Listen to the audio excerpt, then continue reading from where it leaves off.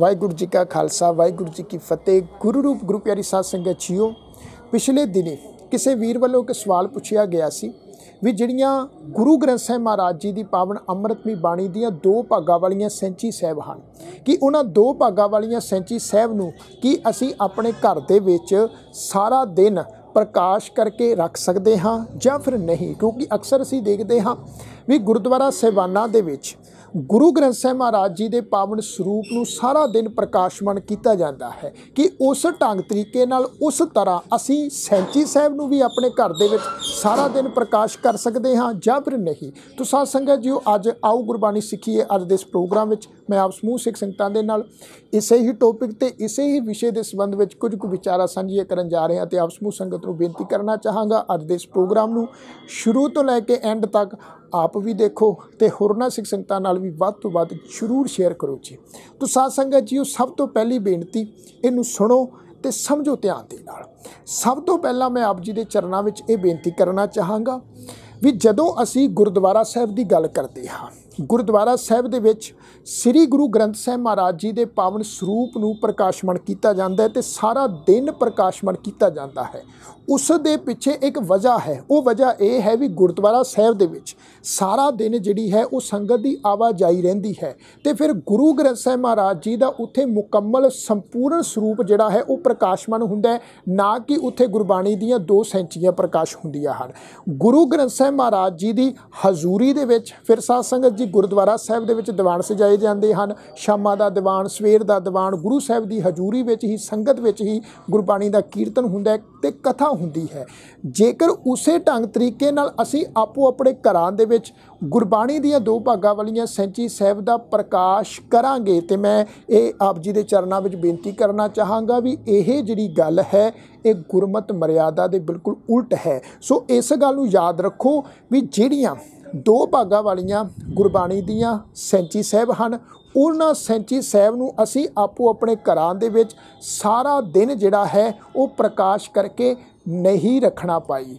क्योंकि गुरबाणी दीयां जिहड़ियां दो भागां वालियां सैंची साहिब हन इस गल नूं याद रखो भी वो केवल इस वास्ते हुंदियां हन तां जो असी गुरबाणी का सहज पाठ जिहड़ा है वो असी अपने घर दे विच आरामदायक कर सकीए। जदों भी सानू टाइम मिले, सवेर का टाइम होवे, दोपहर का टाइम होवे, शामां का टाइम होवे या फिर रात का टाइम होवे। ते इस गल नूं भी साध संगत जी फॉलो करो, इनू भी याद रखो भी जदों तुसी गुरबाणी का सहज पाठ करना है उसे वक्त ही केवल गुरबाणी की सैंची साहिब का तुसी प्रकाश करना है। गुरबाणी का सहज पाठ जदों तुसी समाप्त कर लिया यानी कि मान लो भी तुसी 150 अंक कर लिया, हुण जिस अंक ते सहज पाठ समाप्त किया उस अंक नूं नोट कर लो, शब्द नंबर नोट कर लो तो गुरबाणी की जिहड़ी सैंची साहिब है उस सैंची साहिब नूं संतोख के रुमाला साहिब च कवर करके उसनूं अपनी जगह जिहड़ा है वो सुशोभित कर देना है। इसे ढंग तरीके नाल साध संगत जी असी सहज पाठ गुरबाणी का करना है। सारा दिन गुरबाणी की सैंची साहिब नूं असी अपने घर विच प्रकाश करके नहीं रखना पाई। साध संगत जी मैं बेनती करना चाहांगा, कई बार अजिहा भी देखीदा है भी कई सिख संगतां जिहड़ियां हन गुरबाणी दीयां दो भागां वालियां सैंची साहिब नूं इकट्ठा प्रकाश करके रखदियां हन, फिर उपर चंदोआ साहिब भी लगाया जाता है। पर मैं ये बेनती करना चाहांगा भी जिहड़ा चंदोआ साहिब है वो केवल गुरु ग्रंथ साहिब महाराज जी के मुकम्मल संपूर्ण स्वरूप के उपर ही चंदोआ साहिब जिहड़ा है वो लगाउण दी मर्यादा है। गुरबाणी की सैंची साहिब का जदों असीं प्रकाश करना है तो सैंची साहिब के उपर जिहड़ा है चंदोआ साहिब लगाउण दी कोई मर्यादा नहीं है। चंदोआ साहिब असीं नहीं लगाउणा।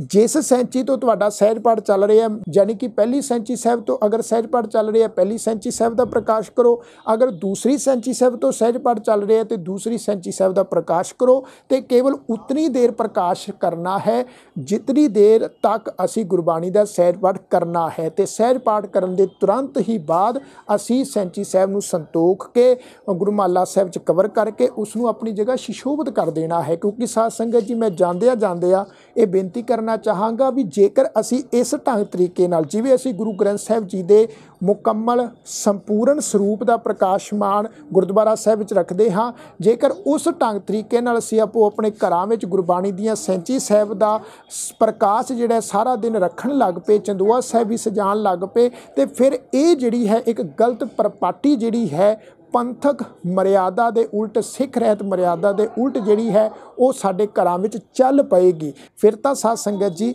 ਗੁਰੂ ਗ੍ਰੰਥ ਸਾਹਿਬ ਮਹਾਰਾਜ ਜੀ ਦਾ ਜਿਹੜਾ ਸੰਪੂਰਨ ਪਾਵਨ ਸਰੂਪ ਹੈ, ਉਹ ਸਰੂਪ ਨੂੰ ਜਿਹੜਾ ਹੈ ਸਿੱਖ ਸੰਗਤਾਂ ਜਿਹੜੀਆਂ ਹਨ ਆਪੋ ਆਪਣੇ ਘਰਾਂ ਦੇ ਵਿੱਚ ਪ੍ਰਕਾਸ਼ਮਾਨ ਕਰਨ ਤੋਂ ਸੰਕੋਚ ਕਰਨ ਲੱਗ ਪੈਣਗੀਆਂ।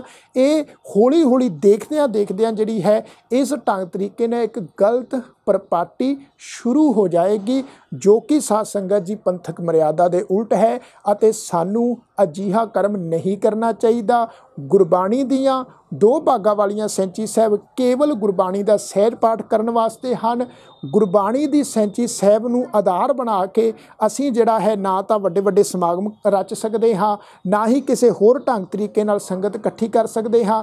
ਜੇਕਰ ਅਸੀਂ ਸੰਗਤ ਇਕੱਠੀ ਕਰਨੀ ਹੈ ਜਾਂ ਕੋਈ ਸਮਾਗਮ ਕਰਨਾ ਹੈ ਤਾਂ ਉਸ ਵਕਤ ਇਹ ਗੱਲ ਯਾਦ ਰੱਖੋ ਵੀ ਕੇਵਲ ਤਾਂ ਕੇਵਲ ਗੁਰੂ ਗ੍ਰੰਥ ਸਾਹਿਬ ਮਹਾਰਾਜ ਜੀ ਦਾ ਸੰਪੂਰਨ ਸਰੂਪ ਹੀ ਜਿਹੜਾ ਹੈ ਉਹ ਸੰਗਤ ਵਿੱਚ ਪ੍ਰਕਾਸ਼ਮਾਨ ਕਰਨਾ ਹੈ, ਨਾ ਕਿ ਸੈਂਚੀ ਸਾਹਿਬ ਕਰਨੀ ਹੈ। ਤੋ ਮੈਂ ਉਮੀਦ ਕਰਦਾ ਹਾਂ ਅੱਜ ਦੇ ਇਸ ਪ੍ਰੋਗਰਾਮ ਵਿੱਚ ਦਿੱਤੀ ਹੋਈ ਜਾਣਕਾਰੀ ਆਪ ਜੀ ਨੂੰ ਜ਼ਰੂਰ ਸਮਝ ਵਿੱਚ ਆ ਗਈ ਹੋਵੇਗੀ। ਜੇ ਅੱਜ ਦਾ ਇਹ ਪ੍ਰੋਗਰਾਮ ਆਪ ਜੀ ਨੂੰ ਪਸੰਦ ਆਇਆ ਹੋਵੇ, ਲਾਈਕ ਜ਼ਰੂਰ ਕਰਿਓ, ਕਮੈਂਟ ਕਰਕੇ ਆਪਣੇ ਵਿਚਾਰ ਜ਼ਰੂਰ ਦਿਓ ਤੇ ਵੱਧ ਤੋਂ ਵੱਧ ਸਿੱਖ ਸੰਗਤਾਂ ਨਾਲ ਜ਼ਰੂਰ ਸ਼ੇਅਰ ਕਰਿਓ ਜੀ। ਸਾਰਿਆਂ ਦਾ ਤਹਿ ਦਿਲੋਂ ਧੰਨਵਾਦ। ਆਖੋ ਜੀ ਵਾਹਿਗੁਰੂ ਜੀ ਕਾ ਖਾਲਸਾ, ਵਾਹਿਗੁਰੂ ਜੀ ਕੀ ਫਤਿਹ।